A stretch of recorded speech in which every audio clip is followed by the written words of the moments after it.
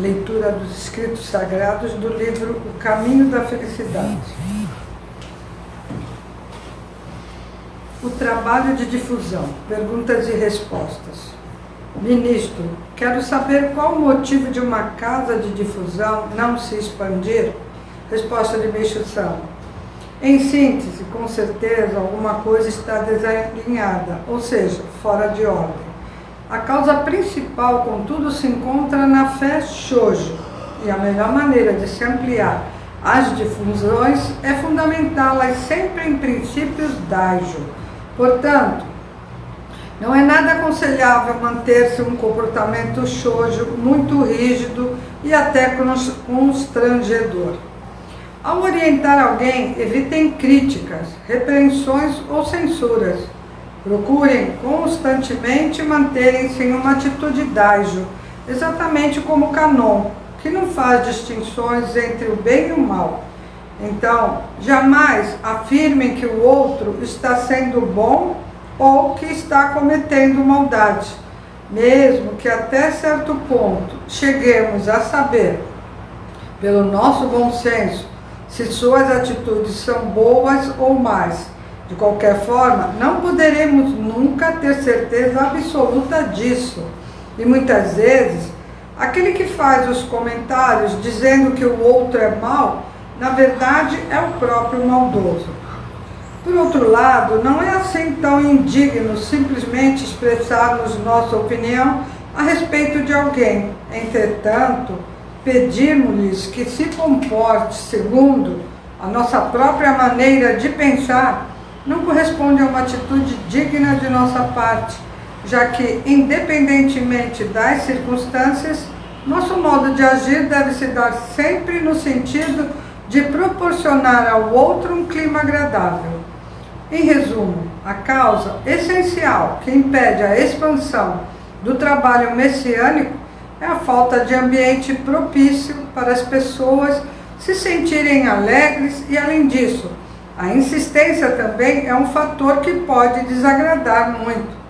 Alguns orientadores repetem exageradamente o mesmo assunto, mas deveriam se lembrar de que Deus é simples e diz muito em poucas palavras, exatamente o inverso de algumas doutrinas que divulgam seus princípios por meio de repetições constantes.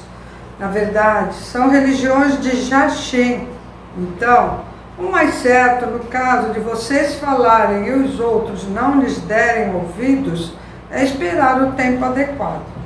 Outro ponto importante a ser tratado é o que diz respeito às pessoas que vêm ao templo devido ao fato de terem recebido a graça da cura de uma doença, o que indica, inclusive, que o jorei foi ministrado no ponto focal.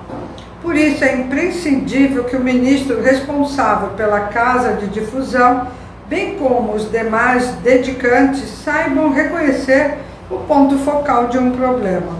E o mesmo deve também se dar em relação a conversas.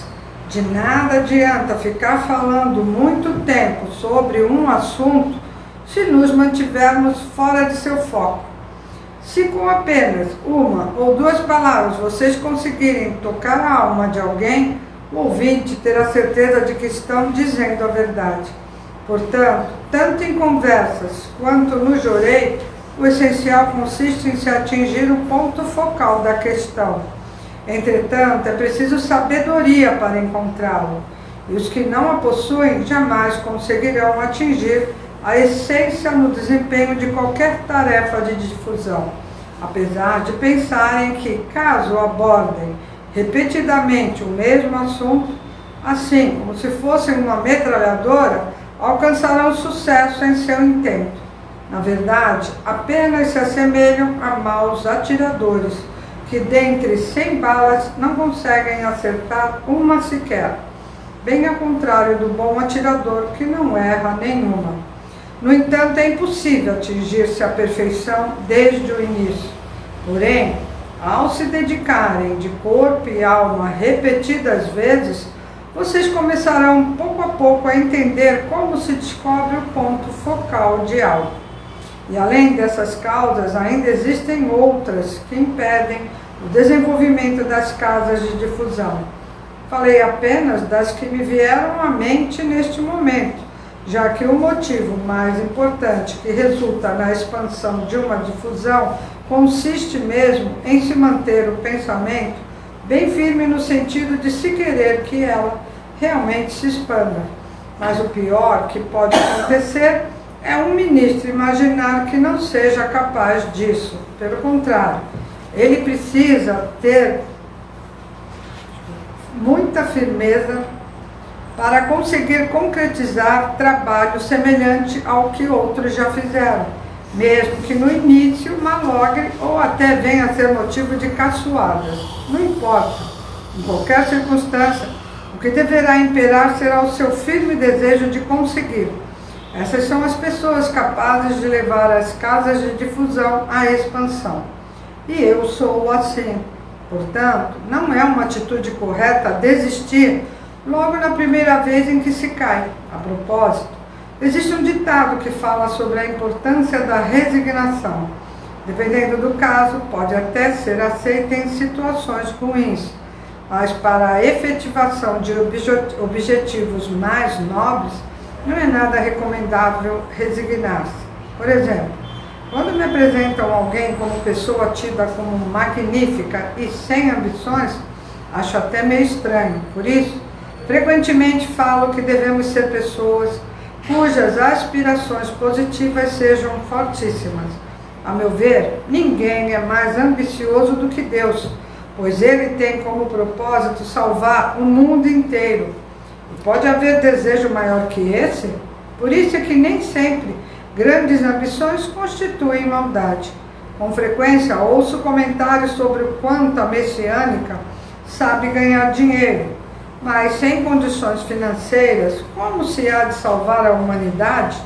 Mesmo que possua força extraordinária e ensinamentos excelentes, caso a instituição não esteja organizada do ponto de vista material, não haverá jamais a possibilidade de se efetivar a salvação do mundo.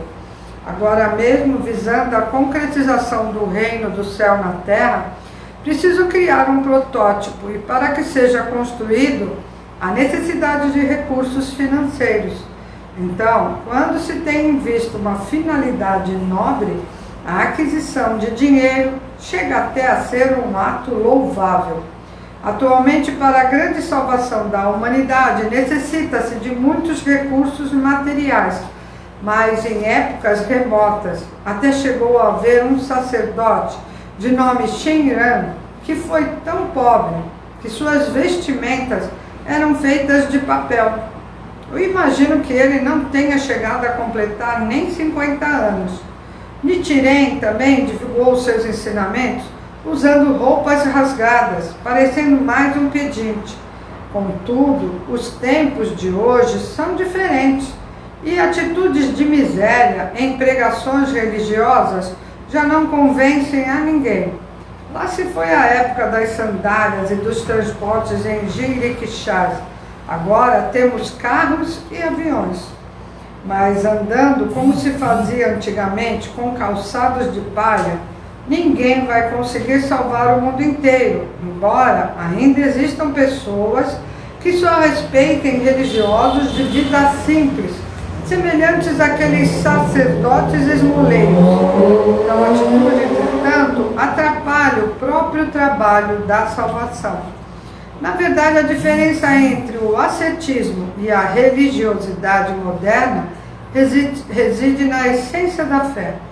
Tempos atrás, até acreditava-se como corretas as práticas de sacrifícios voluntários, a comida sem sabor, as vestes esfarrapadas e as moradias tão simples quanto choupanas. Visão totalmente errada.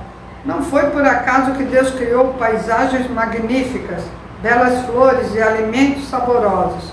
Quis sim, com essas dádivas, proporcionar alegria, agradar o ser humano. Ao vestir-se com andrajos, ingerir comida sem gosto, viver em choupanas, na verdade, as pessoas estão revelando propositadamente uma espécie de revolta contra os sentimentos do Criador. O reino do céu na terra será um mundo de verdade, virtude e beleza. Mas qual o significado da beleza? Não é outro senão termos casas bem cuidadas como moradias, vestirmos roupas bonitas e alimentarmos-nos com comidas saborosas. Uma prova dessa verdade está no fato de os Jachim não gostarem nem um pouco de flores, mas na minha casa elas se encontram por todos os cantos. Vejam esta aqui no Toconomá. Desde muito tempo venho aconselhando vocês todos a enfeitarem os aposentos de suas casas com flores e também a oferecê-las a Deus.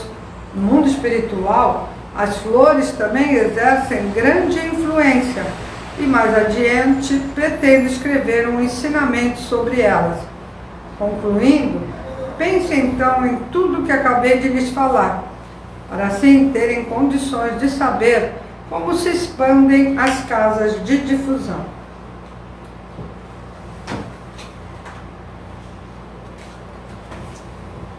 Muito obrigada à companhia de todos, uma oração e uma boa noite.